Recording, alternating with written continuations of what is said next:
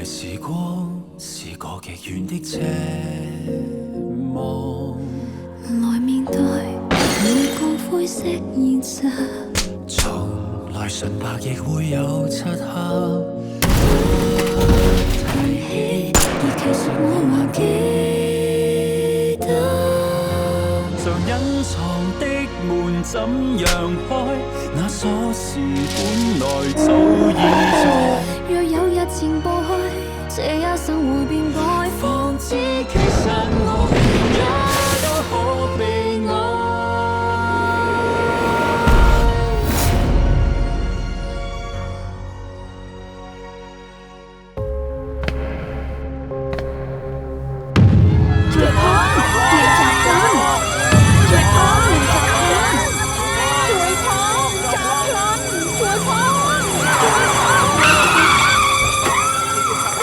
យើងជាប៉ូលីស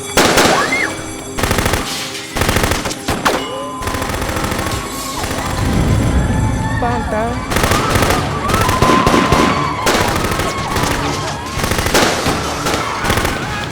កំខ្លាំងពីមុនបងប្រាប់ធ្វើប៉ូលីសនៅត្រង់នេះហើយកុំទៅណាឲ្យសោះ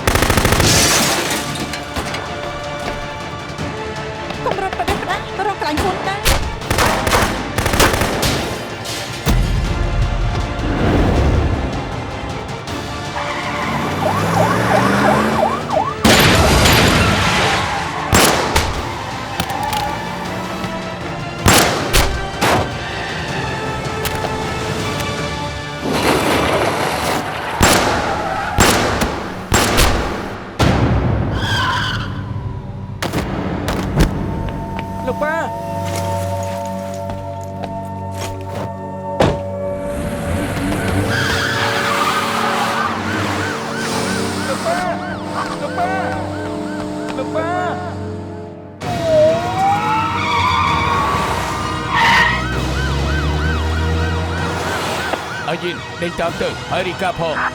លោកអធិការមានចៅកាន់កំភ្លើងកំពុងគេចខ្លួនទៅបាត់ហើយពួកយើងកំពុងដេញតាមអើយចម្លៃយក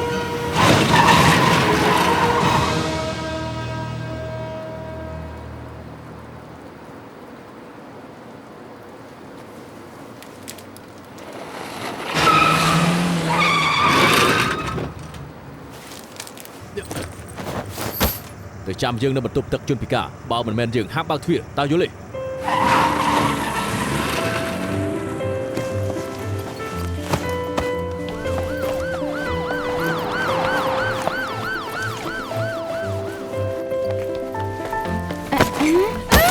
នឹងធ្វើកាត់អីអត់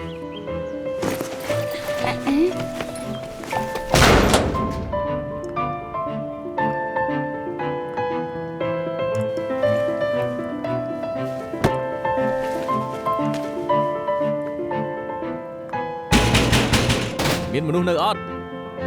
ហេធម្មតាមិនដាក់គ្រឿងទេមានមនុស្សនៅអត់បើមានជួយតបផងមានមនុស្សនៅទេឆ្លើយតិចទៅបាក់មិនបានទេបាក់មិនបានបាក់មិនបាន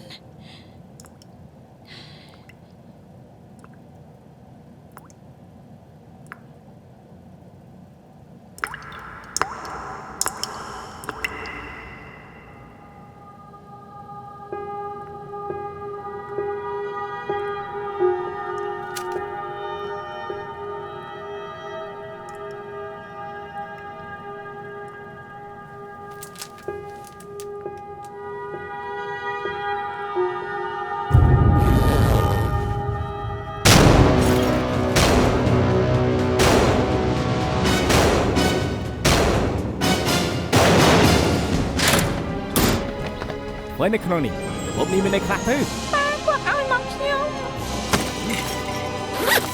ជារបស់ចៅតើមុននឹងទ្វារបន្ទប់ទឹកជន់ពិការដាក់កលឹះខ្ញុំគួរយ៉ាងណាគ្មានអ្នកឆ្លើយតបធ្វើឲ្យខ្ញុំឆ្ងល់ក្រោយមកខ្ញុំឃើញខ្សែកមាសធ្លាក់លើដីមួយខ្សែហើយខ្ញុំក៏នឹកឃើញថាក្នុងឯកុំប្រាប់ថាហាងមាសម្ដុំនឹងត្រូវចោលប្លន់បានជាខ្ញុំប្តឹងប៉ូលីសចេះជួយចោលតាំងពីតូចហ៎សួរចម្លើយឲ្យបានល្អអធិការ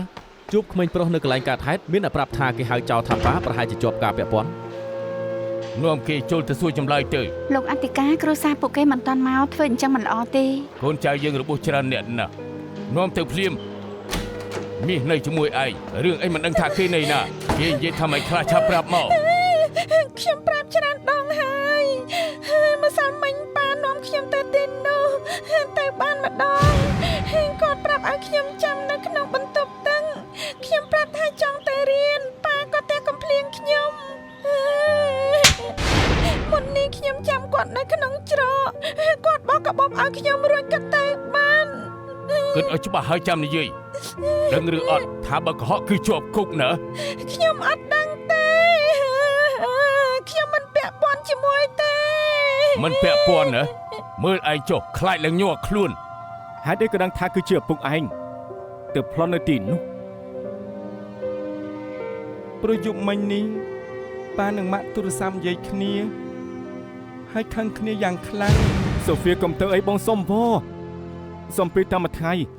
ក្រោយពេល2ថ្ងៃគ្រូសាជាង3នាក់នឹងបាននៅជុំគ្នាអូនទៅណាក៏បានដែរអូខេទុកចិត្តចុះមើលស្រាបងដដែលបានទោះបីជាថ្ងៃស្អែកជោគជីវិតទៅបថុយក៏ជប់ប្រាក់មកវិញដែរអាឡូហ៊ុយប៉ាចង់ទៅណាកុំទៅអីកុំព្រួយអីឯងនៅក្មេងកុំចេះដឹងលុះស្អែកឡើងខ្ញុំចេញពីរៀនមកផ្ទះមិនឃើញប៉ាខ្ញុំឃើញរូបថតហាងមាសគិតថាច្បាស់ជាកើតរឿងខ្ញុំបានតាមទៅមើលហើយក៏ឃើញប៉ាខ្ញុំទៅប្លន់ពិតមែនខ្ញុំឃើញគាត់ត្រូវគ្រាប់ហើយបើកឡានចេញទៅតែខ្ញុំមិនដឹងថាគាត់ទៅណាទេលោកអធិការរកឃើញជួងចំណានហើយខ្ញុំចង់ជួបប៉ាកុំបារម្ភអីណាយើងចាប់ប៉ាអូនបានហើយប្រាប់ឲ្យម៉ាអូនមកទីនេះឲ្យដែរបន្តិចទៀតមកដល់ហើយចាំបន្តិចទៅបងទៅធ្វើការវិញហើយ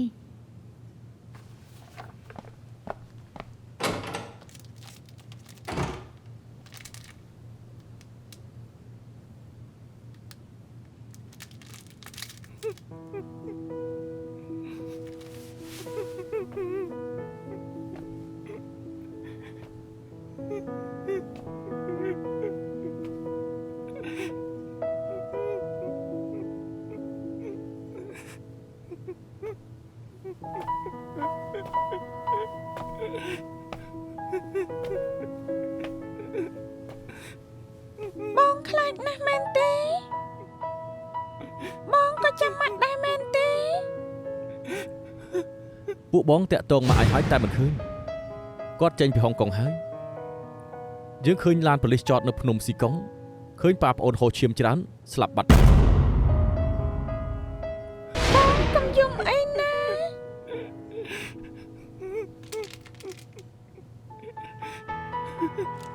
ញ៉ាំស្ករគ្រាប់ទេញ៉ាំស្ករគ្រាប់ឲ្យបាត់ខ្លាចកុំឲ្យយំទៀត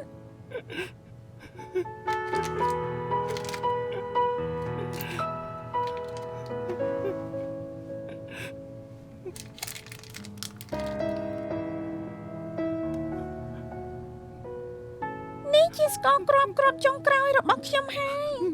សង្ឃឹមថាអាចជួយបងបានប្រាប់ហើយថាជួយបានបងឈ្មោះអីខ្ញុំឈ្មោះយាមីនខ្ញុំឈ្មោះជួងជឺឈៀវ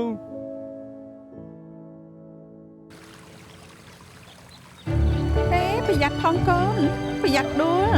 ចាចាងស៊ីនយានាងលេងជាមួយកូនស្រីតែ2នាក់នាងមានកូនស្រីនាងអស់ចិត្តហើយនាងមានសុភមង្គលគួរឲ្យចំណែនណាខ្ញុំដឹងឆឹងជៀនពេលនេះគ្មានពេលទទួលទូរស័ព្ទផ្ញើសារទុកចុះលោកប៉ាប្រសាបាយនៅខ្ញុំធ្វើការរួចល្មមចង់បបួលទៅប្រសាបាយទេរកខ្ញុំវិញផងឡានប៉ានតើ អ្នកណាបើកឡានប៉ា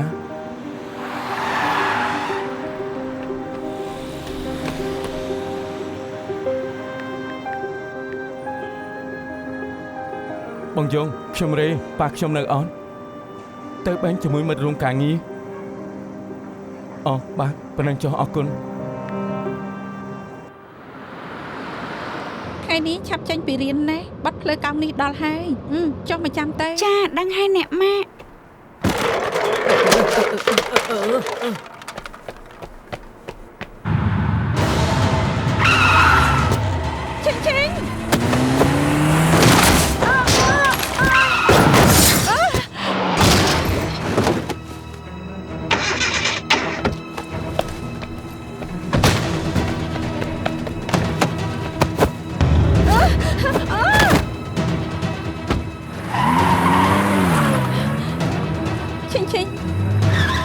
ចេញចេញ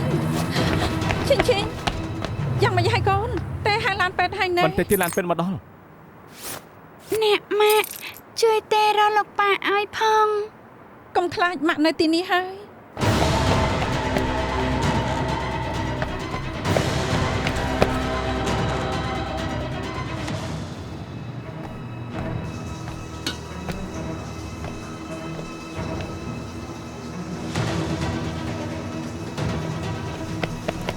លោកប៉ា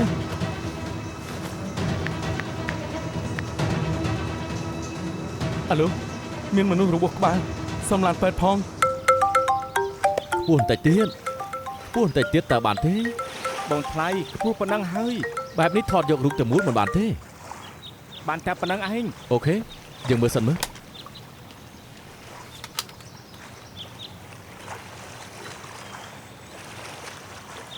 ប្រើការមិនបានទេមិនសូវទូលាយផុសទៅក៏គ្មានអ្នកណាចង់ទិញដែរ ខ្ញុំដឹងគាត់តែត្រូនទើបថតចេញមកស្អាត ត្រូវហើយហេតុអីមិនប្រើដ្រូន ណែអញ្ចឹងគាត់តែទិញត្រូនមកសិនខ្ញុំប្រាប់ឲ្យថាជួលមនុស្សថតប៉ុន្តែបងថាប្រាប់ឲ្យសំចៃឥឡូវធ្វើបានតែប៉ុណ្ណឹងឯងខ្ញុំមិនបានថ្លៃឈ្នួលទេ ឯងប្រកែតមាត់មែនយើងឲ្យឯងមកហាត់ថតយើងបំណងល្អចំពោះក្រុមហ៊ុនឯងតើ មែនបងថ្លៃត្រូវតែរហូតនឹងកុំតែបានបងថ្លៃទេកុំឲ្យខ្ញុំមិនចេះធ្វើឡើយបងខ្ញុំទេមក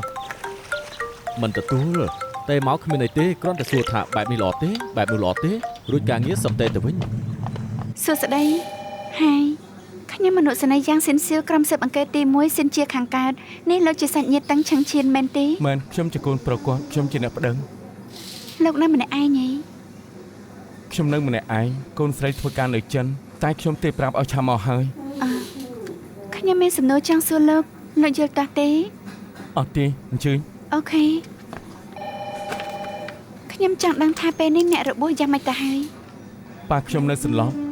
ពេទ្យកំពុង CT scan ខួរក្បាល លោកដឹងទេថាហេតុអីបានជាប៉ាលោកស្លាប់នៅត្រង់ហ្នឹង ខ្ញុំមិនដឹងទេពេលខ្ញុំឃើញគាត់ដេកសន្លប់បាត់ទៅហើយក្បាលក៏ចេញឈាមម៉ាដាមខ្ញុំសង្ស័យប៉ាខ្ញុំត្រូវចង់ធ្វើបាបឲ្យប្លន់ឡើង លោកឃើញឡានគាត់ត្រូវចោលប្លន់ហី អត់ទេតែខ្ញុំឃើញឡានគាត់បើកកាត់មុខតែអ្នកបើកឡានមិនមែនគាត់ទេពេលខ្ញុំទៅជួបគាត់ក៏ដេកសន្លប់នៅក្នុងច្រក ឡានប៉ាលោកបុកគ្នានៅថ្នល់ក្បែរនោះធ្ងន់ធ្ងរគួរសមដំឡែងខ្ញុំទទួលខុសត្រូវរឿងនេះតែខ្ញុំសង្ស័យថាពីររឿងនេះគឺពាក់ព័ន្ធគ្នាតែទទួលទាំងពីររឿងលោកចាំមុខអ្នកបើកឡានបានដែរទេ ម្នាក់នឹងគេពាក់មួកហើយពាក់ម៉ាស់ខ្ញុំមើលឃើញមុខគេមិនច្បាស់នោះទេ អូខេសំលេខតុកតាក់តងលោកបានទេ បាននេះជានាមមកបានខ្ញុំ ជួងជឿឈាវតែប៉ាលោកតកលតាំងតា គាត់ជាប៉ាធរ អូ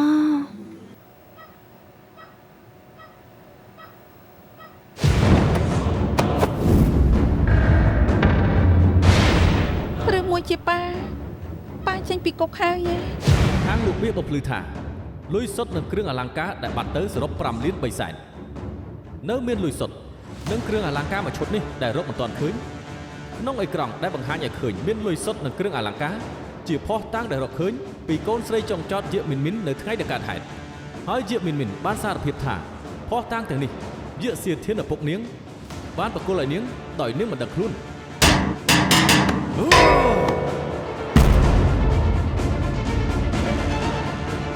ក ចៅក្រមសុំសម្រេចចងចោតយាសៀវធានប្រើអាវុធធ្វើការប្លន់តតាំងនឹងការចាប់ខ្លួនរបស់ប៉ូលីសមានកំហុសពិតមានទោសជាប់គុក36ឆ្នាំ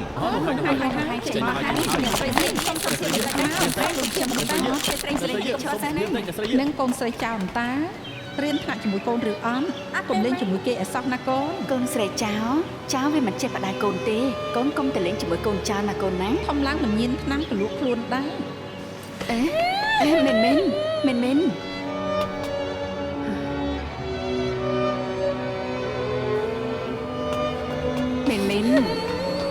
មិនកាត់អីកូនមិនកុំធ្វើចឹងណាមកភ័យណាមិន ហេតុអីគ្រប់គ្នាមានប៉ាល្អតែប៉ាខ្ញុំធ្វើចោល ចាំមកដូរសាលាឲ្យកូនយើងនឹងដូរផ្ទះដូរឈ្មោះឈប់ប្រើតកូលរបស់ប៉ាថ្ងៃក្រោយនឹងគ្មានអ្នកដឹងថាកូនឈ្មោះយាមិន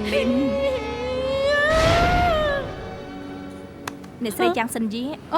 ក្រុមស៊ើបអង្កេតទី1ស៊ីនជាខាងការទទួលខុសត្រូវសំណុំរឿងអ្នកស្រីខ្ញុំតកលគួននេះអនុសនីយ៉ាងស៊ីនសៀវ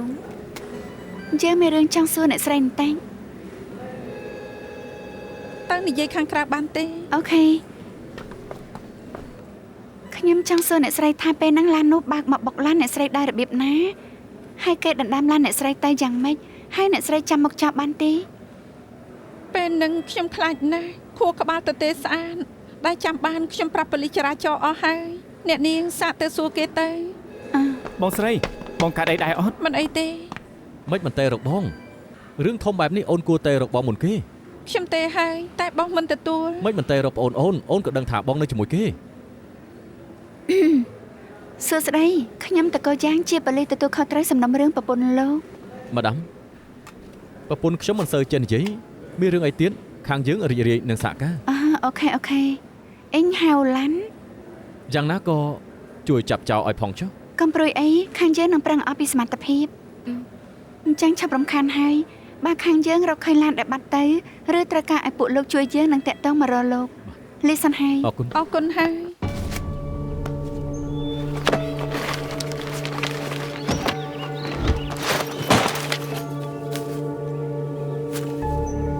អើយគ្មានលុយ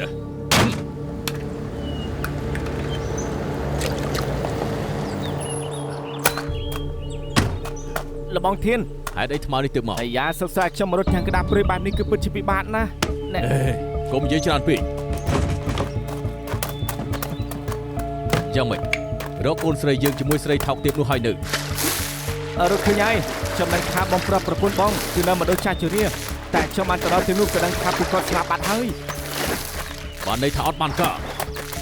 អាយ៉ាខ្ញុំបានទៅរកផ្ទះចាស់នឹងសាលារៀនហើយប៉ុន្តែទៅខាតជើងគ្មានប្រពន្ធបងនិងកូនស្រីបងទេជាការពិតណាបង ជឹងរៃយោ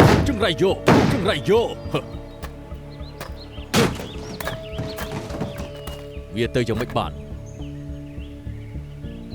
ឬវាទៅនៅក្រៅប្រទេស លបងកំព្រួយអីខ្ញុំនឹងបញ្ញាប់រកឲ្យស្អីគេលបង ដៃគេ ណែ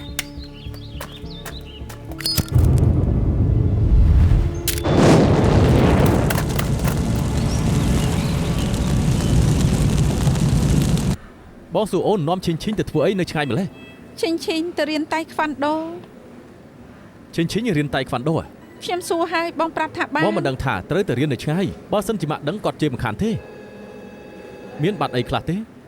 សំណាងដែលដាក់កាបូបលុយជាប់ខ្លួនក្នុងឡានគ្មានរបស់សំខាន់ទេ ឡានតម្លៃរាប់សែនគិតថាมันសំខាន់អញ្ចឹងហ៎ ឡានបានជារឿងតូចតាចទេដែលសំខាន់គឺមនុស្សមិនកើតអី ឯងចៃសងហ៎ លោកប៉ា ឈិញ លោកប៉ាណែម៉ាក់លោកពៅ យ៉ាងម៉េចហើយនៅឈឺរបួសទេណែប៉ាបានប្រាប់ម៉ាក់ហើយថ្ងៃក្រោយមិនឲ្យទៅរៀនតៃខ្វាន់ដូទៀតទេ ចា ឈិញក្មួយមិនខាតអីពូពិតជាសប្បាយចិត្តណាស់ស្អែកជោគតុក្កតាមកគេងជាមួយទៅ ល្អណាស់ បងស្រីបើគ្មានអីទេខ្ញុំទៅវិញបញ្ញាប់ទៅប្រជុំ អូខេឆាប់ទៅចុះ ទៅវិញក៏អង្គុយជជែកគ្នាឯងជូនពួកយើងទៅផ្ទះសិនហើយចាំទៅយើងចេញថ្លៃសាំងឲ្យ មិនចាំបាច់ទេ ឯងប្រើឡានទៅរកការងារខាងក្រៅធ្វើល្អជាងមួយថ្ងៃមិនឃើញធ្វើអីផងកុំភ្លេចទៅដល់ក្រុមហ៊ុនហើយផុសរូបឲ្យសិនដឹងដែរអត់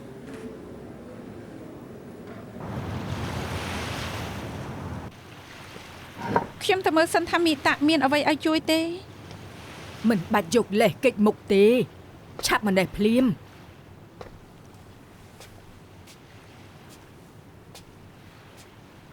ឆាប់ប្រាប់មកនៅសុកនាំឈីងទៅកន្លែងស្ងាត់បែបនឹងធ្វើអីកើតរឿងតតែបានកន្លែងបែបនឹងពួកយើងគួរទៅដែរហ៎ ខ្ញុំនៅជាមួយកូន បើឯងនៅជាមួយគេក៏មិនចូលពេទ្យដែរបើអាឡាន់មិនទេមកប្រាប់យើងថាឈីងចូលដេកពេទ្យពេលឯងមកផ្ទះវិញឯងក៏មិនចង់ប្រាប់យើងដែរ ខ្ញុំមិនចង់ធ្វើឲ្យម៉ាក់តក់ស្លន់គិតថាពេលមកដល់ផ្ទះចាំ5ម្យ៉ាងទៀតឈីងចង់រៀនតៃខ្វាន់ដូនណាគ្រូគេក៏ជាមនុស្សល្អដែរ ល្អហើយវាយ៉ាងម៉េចមនុស្សស្រីចង់រៀនតៃខ្វាន់ដូធ្វើអីធ្វើឲ្យចៅស្រីយើងមានចរិតដូចប្រុសតើអ្នកណាជាអ្នកឲ្យគេទៅរៀន ខ្ញុំប្រាប់ហើយថាមិនឲ្យទៅរៀនម៉ាក់កំព្រួយអីឈិញឈប់ទៅរៀនហើយបានហើយថ្ងៃនេះហត់ហើយឃ្លានហើយតោះទៅញ៉ាំអីតោះ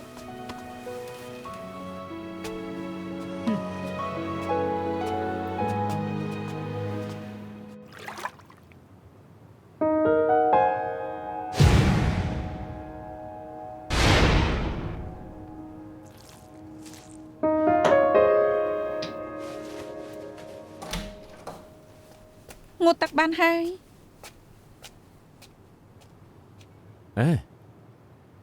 ខឹងតែបងមិនកាន់ជើងអូនណា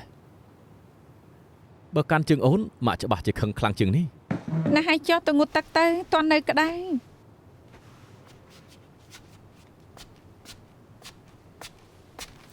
អូនសម្លាញ់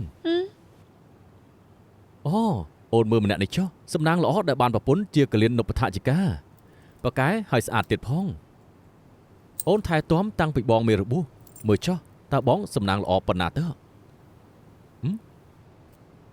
បងមិនទាន់សួរទេថាថ្ងៃនេះមានរឿងអីកើតឡើង យ៉ាងម៉េចអូនចង់បានន័យថាចោលប្លន់តែបងមិនបារម្ភពីអូនអញ្ចឹងអូខេបានបងសួរអូនចោលនឹងប្លន់ឡានអូនយ៉ាងម៉េចបានទៅ ប៉ាគាត់ធ្វើឲ្យពួកយើងចាប់ថ្នាក់នេះគាត់គឺជាចៅហើយប្តីរបស់កូនជាមនុស្សដែលមានមុខមាត់ម៉ាក់គិតមិនឃើញថាបើគេដឹងគេនឹងភ្ញាក់ផ្អើលប៉ុណ្ណានៅលើលោកនេះមានតែការមើលស្រាលគ្នាដល់ពេលនឹងម្ដាយក្មេករឹតតែមើលស្រាលកូនពេលនេះប្អូនកូនមិនដឹងថាប៉ាជាមនុស្សបែបណាកុំឲ្យគេដឹងអីល្អជាងកូនសួរម៉ាក់ថាគួរលាតត្រដាងទេម៉ាក់មិនយល់ស្របរឿងលាតត្រដាងឲ្យប្តីកូនដឹងទេ គិតយូរម្ល៉េះគួរឲ្យខ្លាចណាស់មិនចង់រំលឹកវាមែនទេអូខេងូតទឹកសិនចាំនិយាយ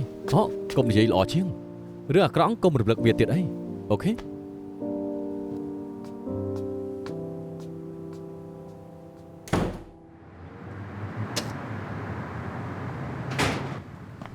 បងឈៀងគាត់យ៉ាងម៉េចទៅហើយ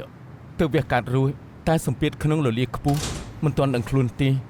ពេទ្យប្រាប់ថាអាចនឹងដឹងខ្លួនឆាប់នេះហើយប្រហែលជាមិនងាយនឹងធ្វើការបានទេ ធ្វើការបានឬអត់មិនសំខាន់ទេឲ្យតែបងឈៀងឆ្លងផុតគ្រោះថ្នាក់ទៅបានហើយ អ្នកទាំងគ្នាខ្ញុំណែនាំឲ្យស្គាល់ឲ្យកាន់តែស្គាល់ស៊ីស៊ីនគេទើបតែផ្លាស់មកអង្គភាពនេះមកក្រុមពូជើងសាកាយបានល្អណាអ្នកទាំងពីរមកតាមខ្ញុំមក ចាប្រជុំទៀតចា នេះជាបុត្រប្រុសចាស់ម្ដាមហើយមកជួបគ្នានៅទីនេះមិនខ្ញុំមាត់ស្អុយទេណាថ្ងៃណាមួយច្បាស់ជាកើតសង្គ្រាមមិនខានទីចាំមើលទៅ ពិតមែនទេ អាសន្នហើយព្រោះអ្នកដែលសួយគឺពួកយើង អេយកឯកសារឲ្យគេមើលសិនទៅលោកឆ្លាតសិក្សាខ្លួនឯងសិនទៅបានតាចោលប៉ែមិនដល់ណាហើយ សួរម្ចាស់ហាងដូរលុយហើយតាំងឆឹងឈៀនតែងយកលុយទៅផ្ញើនៅបែងចិត្តហាងដូរលុយរាល់ថ្ងៃតែគាត់ជួនថ្ងៃនោះម្ចាស់ហាងយកលុយទៅផ្ញើបែងមួយទៀតខ្លួនឯងឲ្យតាំងឆឹងឈៀនជាមួយបុគ្គលិកម្នាក់ទៀតយកឯកសារសំខាន់ទៅទុកក្នុងទូដែកបែងដែលផ្ញើលុយជាប្រចាំ បើពេលនេះខ្ញុំមិនចប់ពីឡានបងឈៀងក៏មិនជួបចោលម្នាក់នោះហើយក៏មិនរងរបួសដល់ថ្នាក់នឹងដែរ ពេលនឹងបងនៅជាមួយប៉ាខ្ញុំហ៎ ពេលនេះខ្ញុំប្រញាប់ទៅធ្វើឯកសារនៅបែងពឹងឲ្យបងឈៀងបើកឡានជូនគាត់ទៅ ស្ទះឡានណាស់ហើយចុះដើរខ្លួនឯងទៅ បងឈៀងខ្លាចជិតចៅទៅបើខ្ញុំចុះដើរខ្លួនឯងចុងក្រោយក៏មានរឿងជាមួយនឹងបងឈៀ វា ង ជាអបតហេតុចោលមិនដឹងថាក្នុងកាបូបប៉ាខ្ញុំមានតែឯកសារវាគិតថាជាលុយក៏ប្លន់យកទៅ សើបដឹងនៅថាចោលជាណា កន្លែងកាត់ឲ្យមានកាមេរ៉ាតែមួយគ្រឿងទេ ថតបានតែក្បាលហើយមកគេក៏មិនអាចថតជាប់បានដែរ យើងសួរជួងជាឈាវជាមួយនឹងចាងស៊ីនជីហើយពួកគេប្រាប់ថាឃើញមិនច្បាស់ ពេលនេះសន្និដ្ឋានបានត្រឹមចោលធ្វើបាបតឹងឆឹងឈៀនហើយបើកឡានទៅព្រមកាបូបឯកសារបើកទៅដល់ថ្នល់មួយទៀតដល់កាត់គ្រោះថ្នាក់ ខ្ញុំក៏គិតអញ្ចឹងដែរតែកន្លែងដែលតឹងឈឹងឈៀនត្រូវបានគេធ្វើបាបគ្មានកាមេរ៉ាគ្មានសាក្សីឃើញហេតុ បើ ការ ចៅ ណ៍ រៀបផាន់ការទុកមុនច្បាស់ជាទៅមើលទុកមិនខានយើងតែម្ដុំហាងដូលុយសុំមើលកាមេរ៉ាក្រែងលោកបានទិន្នន័យអ្វីថ្មី ប៉ូលីសមកសុំរូបកាមេរ៉ាទៅមើលឲ្យមែនទីខ្ញុំក៏ចង់មើលដែរ អូកាមេរ៉ានេះខូចយូរហើយគ្មានលុយជួសជុល ទៅច្រើនកន្លែងហើយក្រែងនោះមានតម្រុយក្នុងកាមេរ៉ា អេចៃដល់ណាស់គេក៏នៅទីនេះដែរ កូនធေါ်តឹងឈៀនណា ជួងជើឈាវអេឈ្មោះនេះខ្ញុំដូចប្រហែលអូជាគេអន្តាតាមខ្ញុំមកខ្ញុំសុំឯកសារសំណុំរឿងចាស់មកហើយជាគេពិតមែនដៃគូរបស់យាកសៀវធានជួងជើឈាវកូនប្រុសជួងចិនណាន យកមកដាមសំណុំរឿង30ឆ្នាំនៅចាំបានទៀតព្រោះតែជាសិទ្ធិចេញពីគុកទើបជោគរឿងនឹងមកមើលមែនទេ យាកសៀវធានចេញពីគុកហើយគេត្រូវជាប់គុក36ឆ្នាំ មែនហើយក្នុងនេះប្រាប់ថាបបដល់ថ្ងៃសម្រាប់គេត្រូវដោះលែងហើយ ហេតុអីចៃដន្យម្លេះពេលយាកសៀវធានចេញពីគុកក៏កាត់ហាត់ជាមួយកូនប្រុសដៃគូភ្លាមឬម្ដាមសង្ស័យថាចៅគឺជាសិទ្ធិ គ្រាន់តែសន្និដ្ឋានអេតា ប៉ាឆ្លងកាត់ទីនេះញឹកញាប់មានមនុស្សចាំគាត់នៅទីនេះ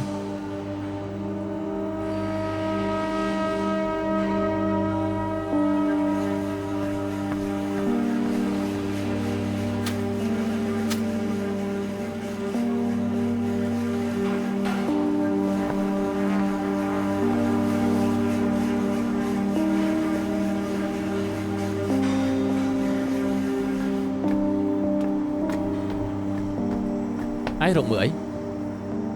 លោកជាម្ចាស់ឡានណា មែនហើយ ប្រសានណាខ្ញុំកំពុងស៊ើបរឿងថ្ងៃទី11ឡានលោកចតនៅត្រង់នេះច្រើនថ្ងៃហើយ ណែជប់សិនពីនៃខ្ញុំច្រើនដងហើយលើកនេះចង់ប្តឹងខ្ញុំទៀតហ៎ អត់ទេខ្ញុំមិនប៉ូលីសទេកាលថ្ងៃទី11ប៉ាខ្ញុំត្រូវគេវាយក្បាលលើម្ដុំនេះគាត់ជួនកាមេរ៉ាឡានលោកបែរទៅខាងនឹងល្មម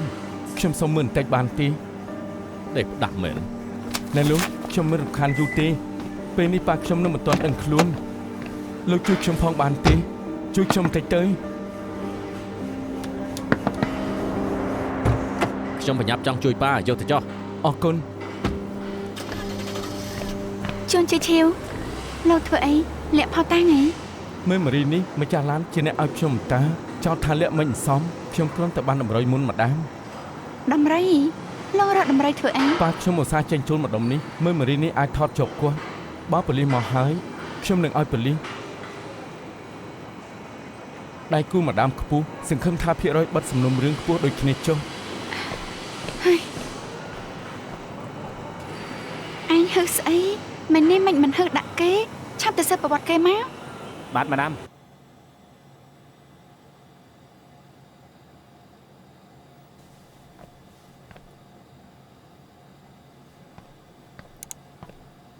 ជួងជឿឈាវគេជានរណា អន្តការសិញខ្ញុំទៅដឹងមកថាតាមពិតជួងជើឈាវជាកូនប្រុសដៃគូយាកសៀវធានមានមនុស្សយកទៅចិញ្ចឹមឲ្យទៅរៀនតនៅក្រៅប្រទេសធ្លាប់ធ្វើប៉ូលីសនៅទីនោះដែរតែមិនដឹងថា10ឆ្នាំមុននៅសុកក៏សុំឈប់ហើយត្រឡប់មកហុងកុងខ្លាចជាភ្នាក់ងារស៊ើបអង្កេតធានារ៉ាប់រងក្រោយពេលបិទសំណុំរឿងធំហើយមានឈ្មោះថាកំពូលអ្នកស៊ើបអង្កេត កូនប្រុសអ្នករបួសហាងដូរលុយស៊ើបគេធ្វើអ្វីពាក់ព័ន្ធអីនឹងសំណុំរឿង មិនមែនទេ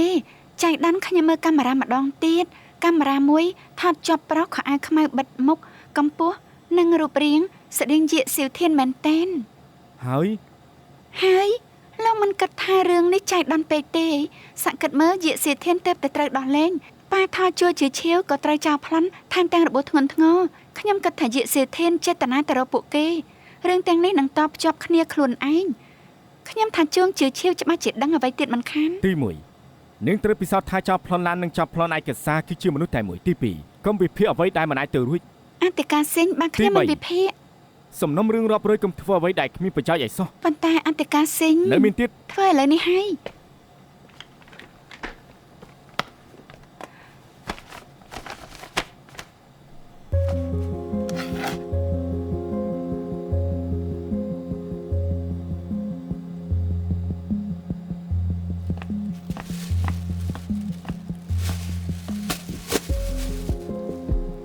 ប្រានលោទៅផ្ទះហាញ់តាមកវិញធ្វើអី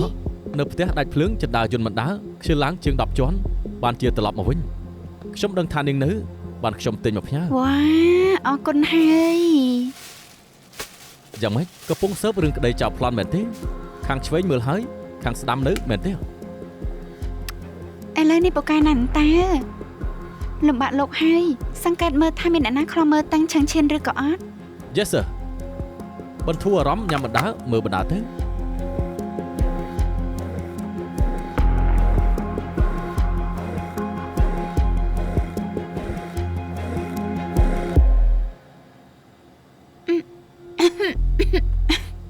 យ៉ាងម៉េចហើយ រកឃើញហើយមកនេះមកនេះជាសៀធានគេស្លៀកពាក់ដូចក្នុងកាមេរ៉ាដែលប្លន់ឡាននៅថ្ងៃនោះ ត្រូវហើយ គិតហើយថាមិនមែនរឿងចៃដន្យគេទៅចាំតាំងឆាំងឈានពិតមែន បើគេដើរតាមតឹងឆឹងជិនបានន័យថានាងគិតត្រូវ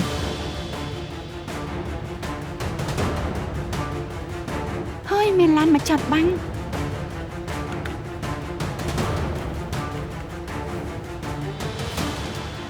បាយគ្នាហើយ ប្រហែលជាកន្លះនាទី កន្លះនាទីអីគេធ្វើអីនៅក្រៅឡាន អាចទៅរួចទេថាតឹងឆឹងជិនដឹងថាមានមនុស្សតាមដានទើបយកសៀវធានបែរក្រោយគេ មិនគួរដល់កន្លះនាទី ឬមួយពួកគេឈរនិយាយគ្នា បើលោកចេតនាប្លន់លោកឈរនិយាយជាមួយគេទេអេ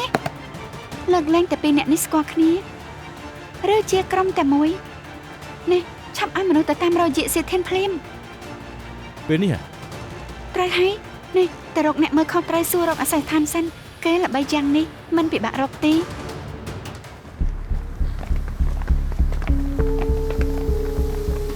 យៈសៀធានក្រុមស៊ើបអង្កេតទី1អង្គភាពសិនជាខាងកើត នាងនៅក្មេងសោះតែស្គាល់ឈ្មោះខ្ញុំល្បីដល់ថ្នាក់ហ្នឹង សំណុំរឿងក៏ដូចភ្នំមិនស្គាល់ទៅចម្លែក និយាយបែបនេះខ្ញុំគិតថានាងមើលស្រាលអតីតអ្នកទូ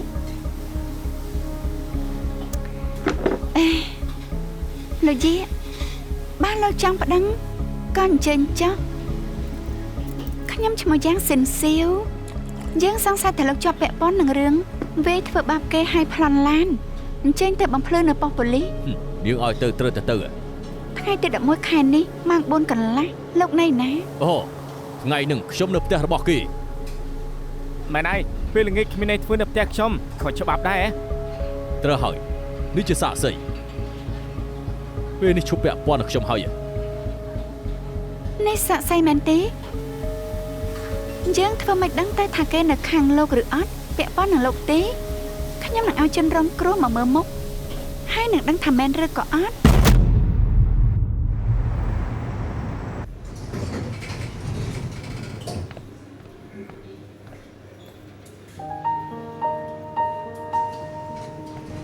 មានជានាងពិតមែន ខ្ញុំឈប់ប្រើឈ្មោះនេះយូរហើយ អូត្រូវហើយពេលនេះនាងឈ្មោះលូណាម៉ាន់ទីខានជួបគ្នាច្រើនឆ្នាំមិនស្មានថាជួបគ្នានៅទីនេះទេមកធ្វើអីដែរ អូគឺកូនស្រីខ្ញុំត្រូវឡានបុកហើយគេក៏ប្លន់យកឡានខ្ញុំទៅ កុំប្រាប់ថាជាគ្រោះថ្នាក់ថ្ងៃទី11ណា ត្រូវហើយ ឡាននឹងចលនាប៉ាខ្ញុំតែត្រូវចោលប្លន់ទៅប៉ូលីសមើលខុសត្រូវសំណុំរឿងគឺយ៉ាងសិនស៊ីម៉ាន់ទី ឡាននឹងជារបស់ប៉ាបងឯង សុំទោសអាឡូ អូបាទអរគុណ ចាអរគុណហើយ ប៉ូលីសទេរហើយ ត្រូវហើយប្រាប់ឲ្យខ្ញុំទៅចង្អុលមុខរកឃើញជនសង្ស័យហើយតែឡានខ្ញុំត្រូវដុតចោ ដូច ល គ្នាណាស់ឲ្យខ្ញុំទៅចង្អុលមុខថ្ងៃស្អែកឬជាថ្មីដែរមនុស្សតែមួយ បងឃើញមុខជនសង្ស័យទេ ឃើញមិនច្បាស់គេបើកឡានលឿនពេកខ្ញុំឃើញត្រឹមគេពាក់ខោអាវខ្មៅពាក់មួកពាក់ម៉ាស់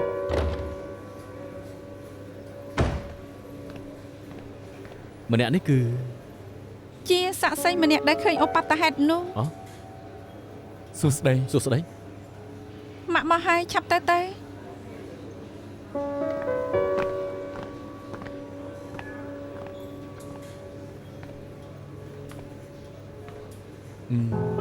ហេតុអីអូនដឹងថាគេជាសាក្សី មិញនេះប៉ូលីសទេប្រាប់ឲ្យទៅចង្អុលមុខថារកឃើញឡានដែលត្រូវដុតប្រៀបធៀបស្លាកលេខហើយចៃដន្យគេឈរនៅក្រៅខ្ញុំពេលនិយាយគ្នាបានដឹងថាចៅប្លន់ឡានប៉ាគេទៅ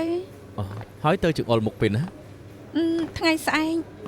តែ ខ្ញុំមិនចង់ទៅទេ មិនបានទេ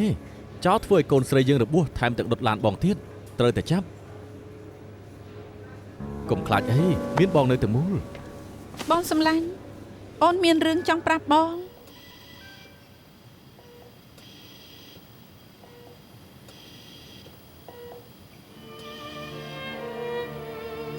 ប្រយ័ត្នឲ្យលាកមាត់ប៉ាឆ្ងាញ់ពេកហើយដឹង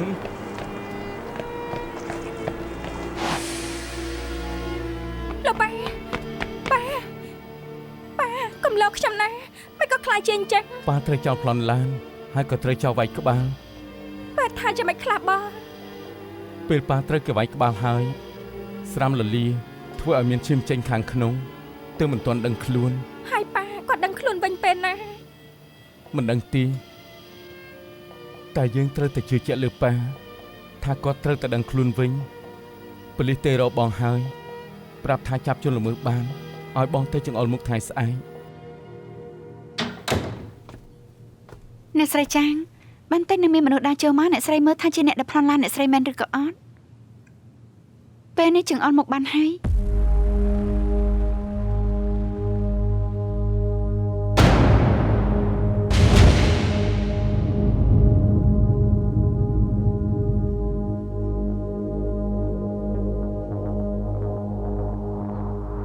បងសំឡាញ់អូនមានរឿងចង់ប្រាប់បង ឲ្យទិញទឹកមួយកំប៉ុងសោះបាត់ទៅរាប់ម៉ោងនៅកន្លែងបែបនេះត្រឹម1នាទីយើងក៏ថប់ដង្ហើមហើយពួកយើងជាអ្នកណាហេតុអីក៏មកមន្ទីរពេទ្យបែបនេះអើយស្លាប់ហើយបើមានអ្នកដឹងគេសើចឆ្មអមខាន អូនសម្លាញ់ចង់ប្រាប់រឿងអីដល់បង អត់ទេ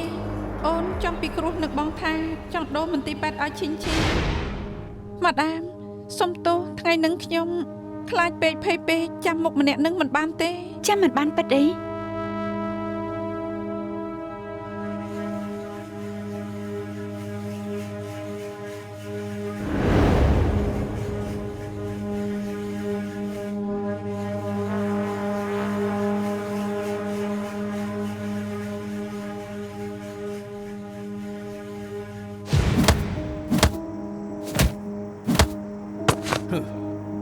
មកប្រាប់ថាសុំដកខ្លួនពេលនេះ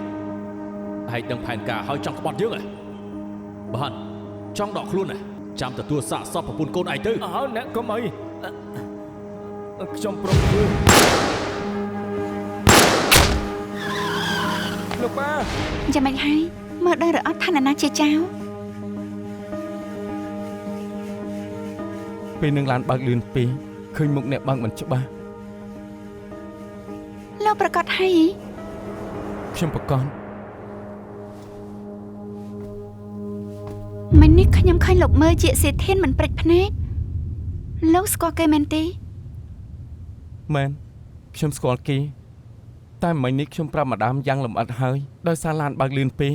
បានជាខ្ញុំមើលមុខអ្នកបើកឡានមិនច្បាស់ ខ្ញុំអានប្រវត្តិរូបហើយឪពុកលោកឈ្មោះជួងចិនណានជាគ្នារបស់ជាសេធានប្លន់ហាងមាសកាលពី30ឆ្នាំមុនលោកក៏នៅជាមួយដែរ មែនខ្ញុំនៅជាមួយហើយវាយ៉ាងម៉េច ខ្ញុំចង់ដឹងថាតាំងឆឹងឈៀនតាថតរបស់លោកជាអ្វីនឹងជាសេធាន ខ្ញុំមិនដឹងថាពួកគាត់ជាអ្វីនឹងគ្នាទេតែតាំងឆឹងឈៀនជាប៉ាថតខ្ញុំគាត់ជាមនុស្សល្អ អាប៉ាវឲ្យគេមើលកាមេរ៉ាមកឡានបន្តិចទៅដោយសារលោកទើបខ្ញុំបានឃ្លីបនេះមកជាឃ្លីបដែលអាត់មុនថ្ងៃកាត់ហេតុមួយថ្ងៃយេសេធានដើរតាមប៉ាលោករហូតក្រោយមកពួកគេឈប់នៅក្រោយឡានមួយសន្ទុះបើពួកគេមិនស្គាល់គ្នាហេតុអីក៏និយាយគ្នាឡើងយូរ ប៉ុន្តែឡាននេះបាំងពួកគាត់មួយសន្ទុះគ្មានអ្នកណាដឹងថាមានរឿងអីកើតឡើងទេខ្ញុំមិនដឹងថាពួកគាត់ពាក់ព័ន្ធគ្នាយ៉ាងម៉េចឬនិយាយអីតាមពិតខ្ញុំក៏ចង់ដឹងតែត្រូវចាំឲ្យប៉ាដឹងខ្លួនសិនទើបខ្ញុំប្រាប់ពួកម៉ាដាមបាន មិនចាំឲ្យគាត់ដឹងខ្លួនទេក្នុងកាបូបឯកសារប៉ាលោកគ្មានលុយបើយេសេធានមិនធ្វើដើម្បីលុយគេក៏មិនធ្វើបាបប៉ាលោកមិនព្រមសារភាពទៀតថាពួកគេស្គាល់គ្នា បើម៉ាដាមគិតថាជាថ្មីដៃយេស៊ីធានមានអីបញ្ជាក់បានទេថាយេស៊ីធានប្លន់ឡានប៉ាខ្ញុំទៅ អាប៉ាវមិនថាជារូបរាងកម្ពស់ឬស្បែកជើងដោយឃ្លីបដែលមើលមិញនេះអញ្ចឹងដូច្នេះខ្ញុំមានហេតុផលសង្ស័យថាយេស៊ីធានជាចៅដែលប្លន់ឡានពីរគ្រឿងថែមទាំងធ្វើបាបប៉ាលោកទៀតម្យ៉ាងទៀតប៉ាលោកនិងយេស៊ីធានច្បាស់ជាពាក់ព័ន្ធគ្នា ទោះបីសម្ដេចឲ្យម៉ាដាមនិយាយត្រឹមត្រូវ តែក្នុងឃ្លីបមើលមិនឃើញមុខគេចំណុចកើតហេតុក៏គ្មានកាមេរ៉ាថតឃើញយាកស៊ីធានធ្វើបាបប៉ាខ្ញុំម្ដាមគ្មានផតតាំងព្រោះបើមានផតតាំងក៏មិនដោះលែងគេដែរអេដែលខ្ញុំលែងគេព្រោះពួកលោកមិនចង្អុលមុខគេ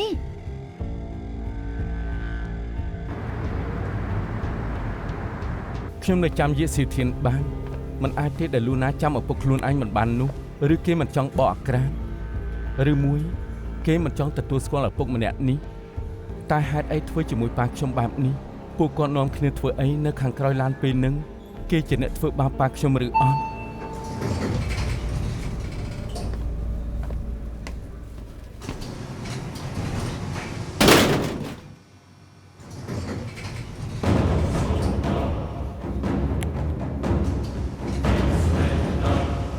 ឡើងទៅជន់តែមួយគេមកធ្វើអីកុំប្រាប់ណាថាមករកប៉ាខ្ញុំ